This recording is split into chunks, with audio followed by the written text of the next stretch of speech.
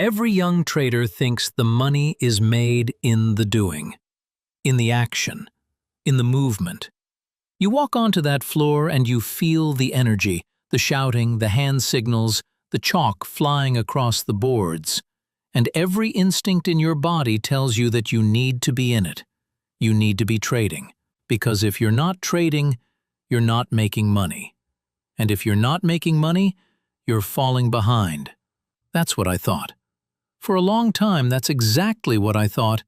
It took me years, and more losses than I care to count, to understand that some of the most profitable decisions I ever made were the ones where I did absolutely nothing at all. Let me tell you about a day in the early 50s. I'd been trading for a while by then, long enough to think I knew what I was doing, long enough to be dangerous. The market opened with noise, and I mean real noise, the kind that fills the pit and makes your blood run fast. Everybody was moving, everybody had an opinion, everybody was in something, and I stood there watching, and I couldn't find my setup, couldn't find the edge I was looking for. The conditions weren't right, the signals were muddy. Everything felt like it could be something, but nothing felt like it was something.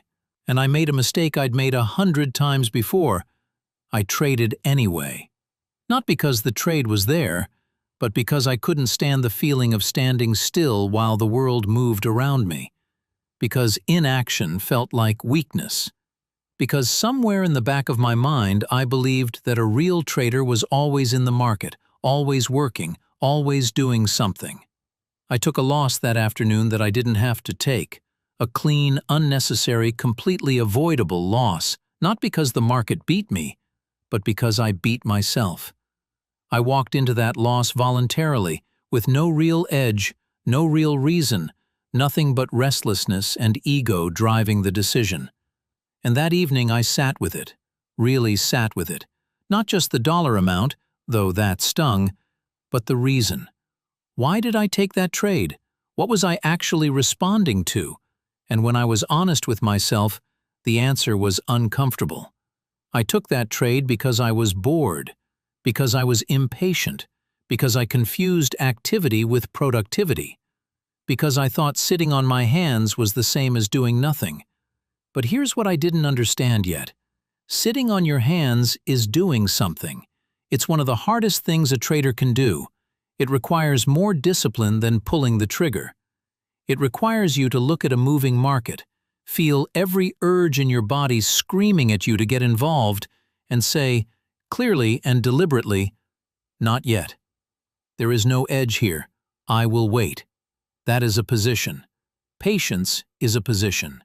Cash is a position. Stillness is a position. The professionals understood this. The ones who lasted, who didn't blow up, who were still around decade after decade. They weren't the most active traders in the pit.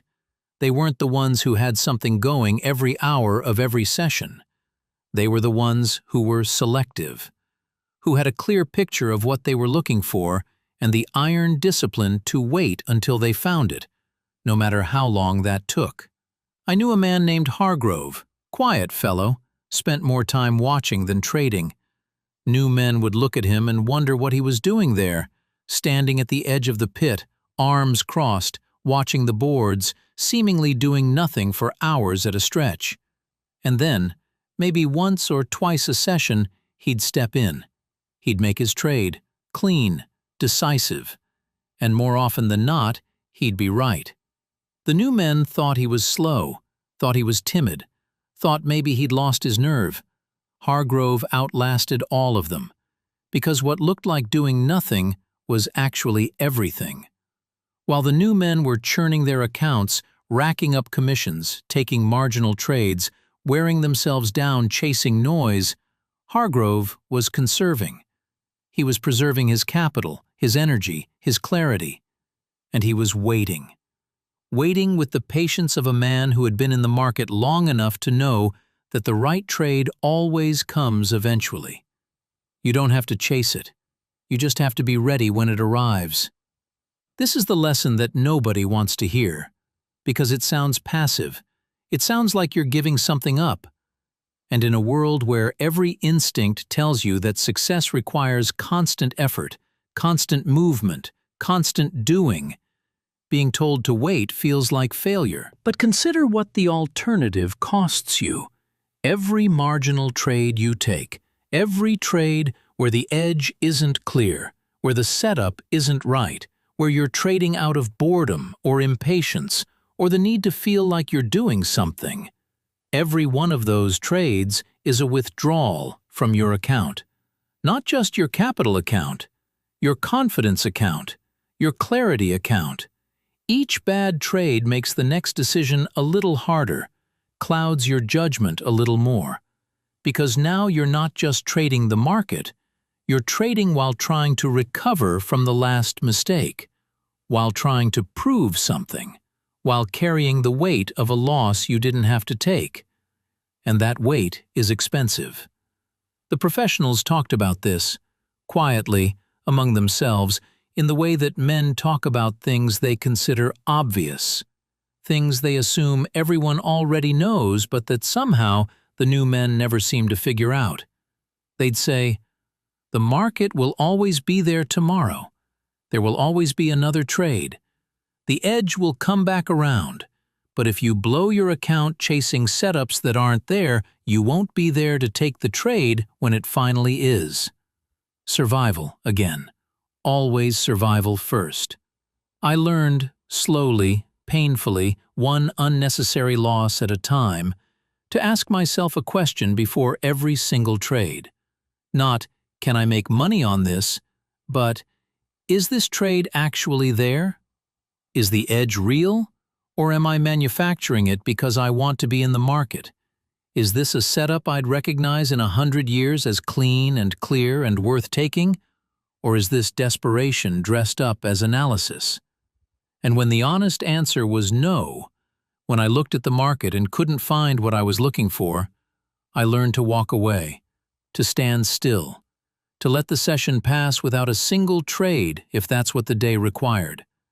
That is not a defeat. That is discipline. Not trading is a trade. Sitting on your hands when there's no edge is a decision, and it might be the most important decision you make that day, because it means you arrive at the next session with your capital intact, your mind clear, your confidence unshaken. It means you're still in the game, and staying in the game, being there tomorrow and the day after and the year after, is how you eventually win. Patience is not passivity. Patience is the hardest position you will ever hold. It costs you nothing in capital and everything in ego. And the traders who learned to pay that price, who learned to endure the discomfort of inaction, who learned to sit quietly while the noise swirled around them and wait for the moment that was genuinely theirs, those were the traders who made it. The ones who couldn't wait, the ones who needed to be doing something every hour, every session, every day just to feel like real traders, the market had a way of teaching them eventually. It always does. The lesson just tends to be more expensive the longer you wait to learn it. So the next time you find yourself staring at the market, feeling restless, feeling the pull to just get in and do something, stop. Ask yourself if the edge is actually there, and if it isn't, do the hardest thing a trader can do. Sit on your hands, hold your patience like a position, and wait.